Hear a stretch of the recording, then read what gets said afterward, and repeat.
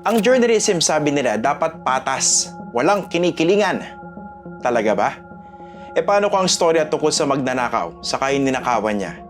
Kunwari, korap na opisyal ng gobyerno na nagbulsa ng limpak-limpak na pera, saka yung biktima niya, meaning taong bayan. Wala pa rin ba tayo dapat kilingan? So kung 10 minutes ang ibinigay sa mga kritiko at nag-aakusa, saktong 10 minutes din ba dapat sa korap na politiko? Para patas? Pag-usapan nga natin yan. Para alam na this.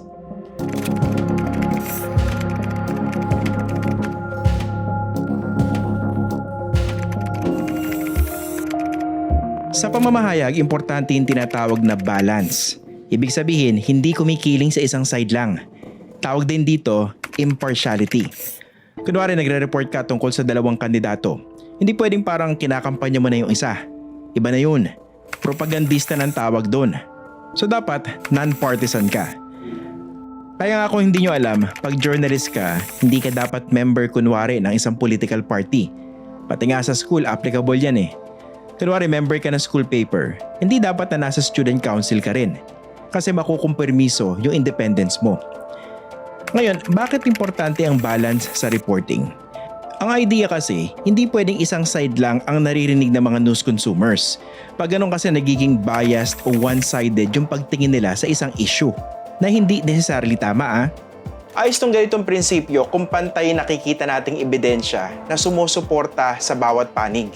Sa example natin kanina sa dalawang kandidato, kunwari pareho silang may history of corruption. Hindi pwedeng yung isa lang yung bubusisiin mo tapos yung isa, wala lang. Dapat pareho silang tanungin at pasagutin dahil boto at tiwala ng taong bayan ang nililigawan nila. Another example, kunwari si Mayor pinagbibintangang may 40% cut sa isang proyekto. Ang nagbibintang yung natalong kalaban nung nakaraang eleksyon at mukhang gawa-gawa lang yung kaso. Maiging silipin yung mismong bintang pati ebidensya na inihain. Tapos ilabas natin yung side o sagot ng pinagbibintangan. Dapat sapat yung airtime o space sa report natin. Di pwedeng yung accuser lang yung laman ng report. Sa example na to, clearly sinisikap nating maging balanced or impartial.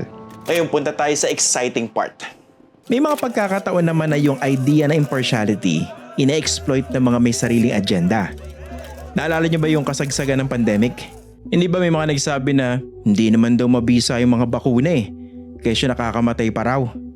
Kunwari talk show host ka, dapat ba imbitahan mo pareho yung eksperto sa bakuna kasabay ng anti-vaxxer for the sake of balance? Kahit overwhelming ebidensya na vaccines work, pero dinidispute ito nung isang panig? Kahit alam mong bibigyan mo lang ng pagkakataon yung anti-vaxxer na magpakalat ng mali at nakamamatay na impormasyon? Pag ginawa mo pa rin ito, ang tawag doon false balance.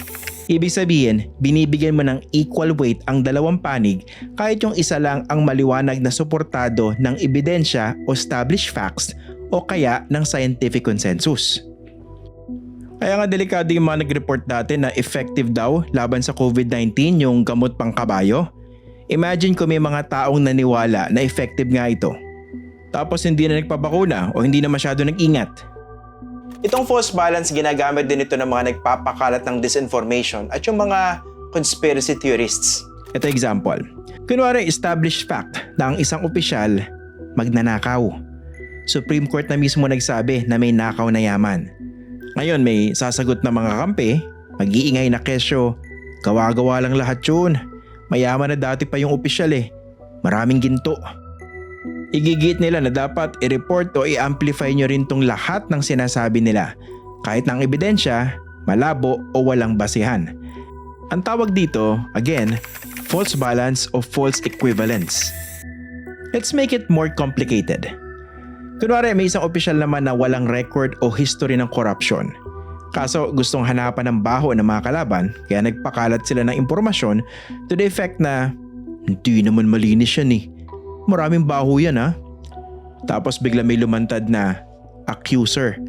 Tapos ang demand, bigyan ng airtime kahit ang bogus ng accusation. Pinasagot mo pa yung opisyal kasi nga dapat balance kuno. Pero again, false balance po ito.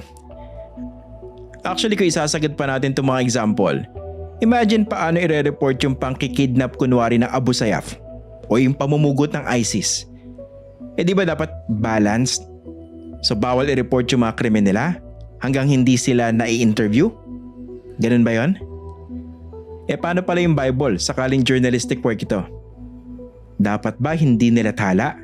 Kasi walang side ni Satanas eh. Again, importante na balanced ang pagbabalita. Pero kung ang overwhelming evidence malinaw na panig sa isang punto, may pagkakataon na hindi na dapat binibigyan pa ng platform yung isang side na clearly bogus o nagpapakarat lang ng kasinungalingan. False balance po ito. Sabi nga na isang batikan journalist, si Christian Amanpour, na nag-interview na po ng maraming world leaders pati mga diktador. It's more important to be truthful than to be neutral.